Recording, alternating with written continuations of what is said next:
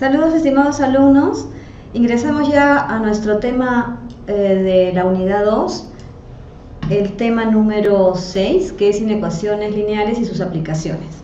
Hemos visto las ecuaciones en las que una cantidad, una expresión algebraica es equivalente a otra expresión algebraica. Ahora va a existir una desigualdad entre ellas, ¿no? Entonces para eso vamos a ver algunas propiedades de las desigualdades. Primero, que cuando yo tengo dos números, en este caso se dice AB porque no se sabe cuánto vale, en que A es menor que B y existe un número C que es mayor que 0, es decir, que C es positivo. Entonces, cuando yo sumo ambos lados de esta desigualdad, esa cantidad C, la desigualdad no se altera. Lo mismo sucede cuando resto. Por ejemplo, yo sé que 3 es menor que 5. ¿Muy bien? Y yo digo C es un número positivo, cualquier número, por ejemplo, pongámosle 4. Entonces, si yo le sumo 3 más 4 y 5 más 4, esto nos daría acá 7 y acá 9. Y se sigue manteniendo la desigualdad menor que, ¿no? Eso es lo que dice la propiedad. Y si yo tengo, por ejemplo, voy a restar, le voy a quitar 2 a cada lado, entonces tengo 3 menos 2 y aquí tengo 5 menos 2. Entonces me queda 1 y aquí nos queda 3. Y sigue manteniéndose la desigualdad menor que. ¿No? Eso es lo que dice la propiedad. Muy bien, eso no hay problema cuando la cantidad que se está agregando, se está quitando, es un número positivo. Los problemas vienen cuando hay números negativos en las multiplicaciones o las divisiones. Por ejemplo, acá dice que A es menor que B y C es mayor que 0, es decir, C es positivo, ¿no? Entonces, si yo multiplico o divido, ¿se dan cuenta? Si dice menor que, la desigualdad permanece. Sucede lo mismo cuando es mayor que. Por ejemplo, a ver, espérense, aquí ha salido medio raro. Vamos a ponerle el más, vamos a poner bien. Aquí, C es positivo, ¿no? Por ejemplo, yo digo, el mismo que estábamos haciendo ya, 3 menor que 5. Quiero multiplicarlo por un número, este 3 que está aquí a la izquierda, por lo tanto también tengo que multiplicar el número que está a la derecha, ¿no? Por la propiedad de la monotonía. Entonces multiplico, por ejemplo, 3 por 2. 3 por 2.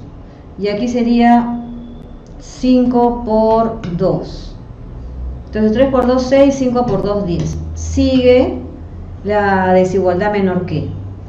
Si yo no quiero multiplicar por 2, si no quiero dividir entre 2, a ver qué pasa. 3 entre 2 y 5 entre 2. Bueno, vamos a dividirlo. Acá sería 1.5 y aquí sería 2,5, 2.5. Y permanece la desigualdad, es decir, no se ha alterado, sigue siendo menor que. Entonces, aquí el problemita viene cuando la cantidad que estoy multiplicando es una cantidad negativa. Acá dice C menor que 0, es decir, C va a ser negativo. A ver, por ejemplo, yo tengo, vamos a hacer, a ver, 3 menor que 5, seguimos con lo mismo, con el mismo ejemplo. Y ahora lo quiero multiplicar, pero por menos 2. Entonces yo digo 3 por menos 2 y 5 por menos 2. 3 por menos 2 es menos 6 y 5 por menos 2 es menos 10. Pero como los dos salieron negativos, recordemos entonces que es mayor el número que parece menor, ¿no? En los negativos. O el que está más cerca al 0 es mayor. En este caso el que está más cerca al 0 en la recta numérica es el menos 6. Por lo tanto ahora es mayor que. ¿Qué sucedió? Esto que era menor que se ha convertido en mayor que. Entonces ahí hay que tener mucho cuidado cuando resolvamos los ejercicios y los problemas. Pero no se preocupen, que en el momento en que suceda eso, vamos a recordar esta propiedad. Bien, otro tema que necesitamos saber antes de resolver una ecuación, del grado que sea, son los intervalos. Por ejemplo, si yo digo el conjunto de números entre 2 y 5, entonces yo digo, bueno, entre 2 y 5, como no he especificado qué números son, yo puedo decir 3 y 4, ¿no? Yo estoy entendiendo que son números enteros.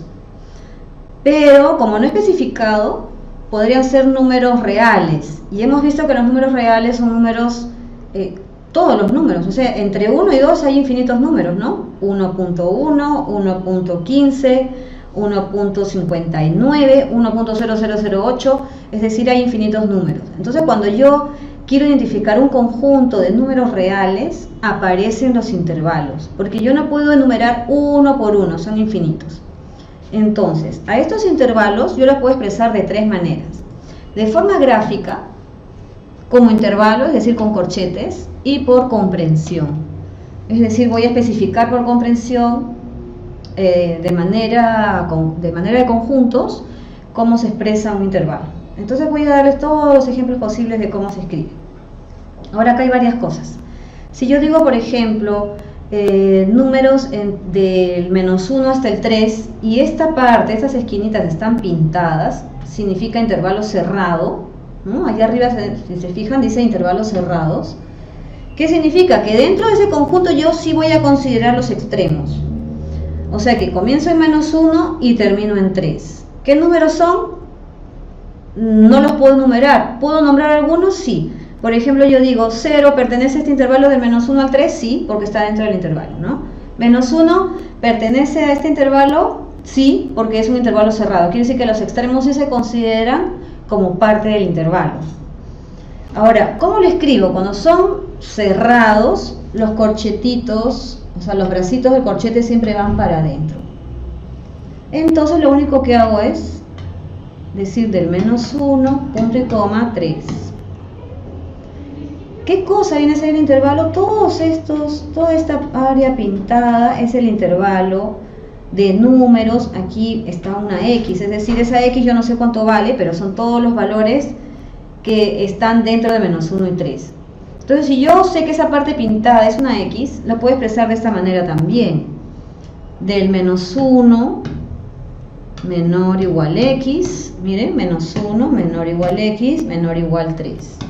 ¿Y por qué menor o igual? El igual significa que sí se considera el extremo. Si no hubiese igual, significa que no se va a considerar ese extremo. ¿Ya?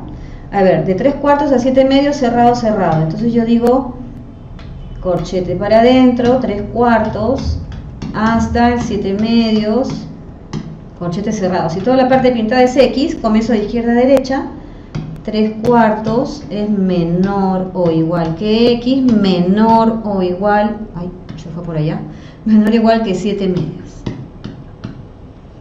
Al final vamos a hacer un resumen, ¿no? De cuándo se pone cerrado, cuándo se pone abierto. En el comienzo es así, uno como que se enreda un poco, pero después ya, con la práctica ya vamos entendiendo mejor. Entonces, todo el intervalo es una X. ¿Qué cosa es la X? Cualquier valor que está dentro de ese intervalo. Bien. Intervalos abiertos. ¿Qué significa un intervalo abierto? Que los extremos no son considerados dentro del intervalo. Entonces, no es que yo, si es abierto, entonces va a empezar, por ejemplo, -5 hasta el -5, no es que voy a empezar en -6, no. Sino que va a empezar, supongamos, del -6.9999. Pero como no sé cuál es ese número, entonces yo escribo el extremo que no va a ser considerado y le pongo un círculo abierto arriba. O sea que si yo digo -5 ¿pertenece al intervalo? No, no pertenece al intervalo porque es el extremo que está abierto.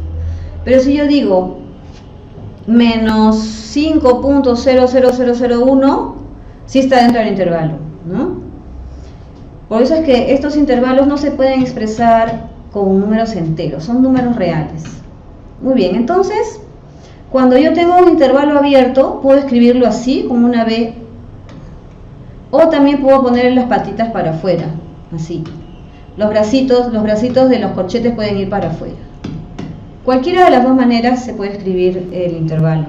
Entonces aquí sería, vamos a comenzar con los corchetes hacia afuera, del -7 al -5, abierto, o la otra expresión es una B invertida, -7 al -5.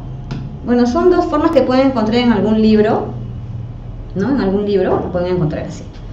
Bien, acá, ¿cómo lo voy a expresar? Este X pertenece a R, ya sabemos, vamos a poner de frente ya la desigualdad. Comienzo en -7, miren, solamente pongo menor que, ¿por qué no pongo el igual? porque no estoy considerando el extremo. Menos 7 menor que x menor que menos 5. Nada más. Miren, en este ejercicio está al revés. Dice menos 4x3. Yo sé que la x es el intervalo. Entonces, si quiero graficar, acá tengo mi intervalo. Tiene dos extremos. Uno que va a la izquierda es menos 4 y el otro que va a la derecha es 3. Pero como no tiene el igual, porque es menor, menor, entonces estos extremos son abiertos, bolitas sin pintar.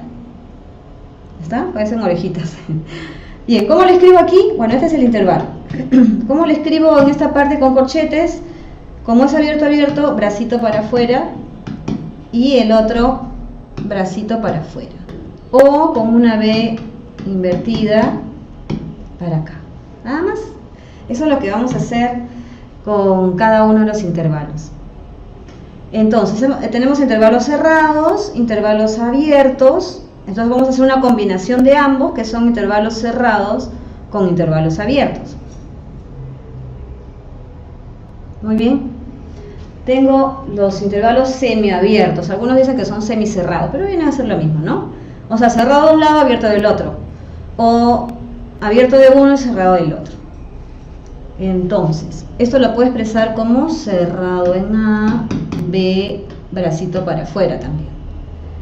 Muy bien, este es X, entonces fíjense que acá está pintado, entonces sería cerrado en 1, abierto en 7. O la otra forma de escribir es cerrado en 1, en 7 con la B echada, ¿no? La B echada significa abierto. ¿Cómo lo escribo? Fácil, pongo el 1, pongo menor, este extremo está pintado, le pongo igual, X menor que 7. El primero con igual porque es cerrado y el segundo sin igual porque es abierto. Y de este lado también lo puedo escribir como menos AB cerrado. ¿Cómo escribo esto? A ver, acá es abierto, la otra forma de escribir es abierto en 0,1 con 7 cerrado. Entonces vamos a graficar primero, a ver. Graficamos, hacemos nuestro rectángulo. Como este es una B echada, entonces va a la bolita abierta y el otro es corchetito para adentro, entonces es cerrado. Pongo 0.1 y pongo 7. ¿Cómo lo voy a escribir? 0,1 menor que X y el 7 es menor o igual que 7. Nada más, eso es lo que vamos a hacer. ¿Por qué estamos haciendo esto? Porque cuando hagamos inecuaciones se van a presentar desigualdades. Entonces con eso vamos a trabajar. Y continuamos en un momentito. Nos vemos.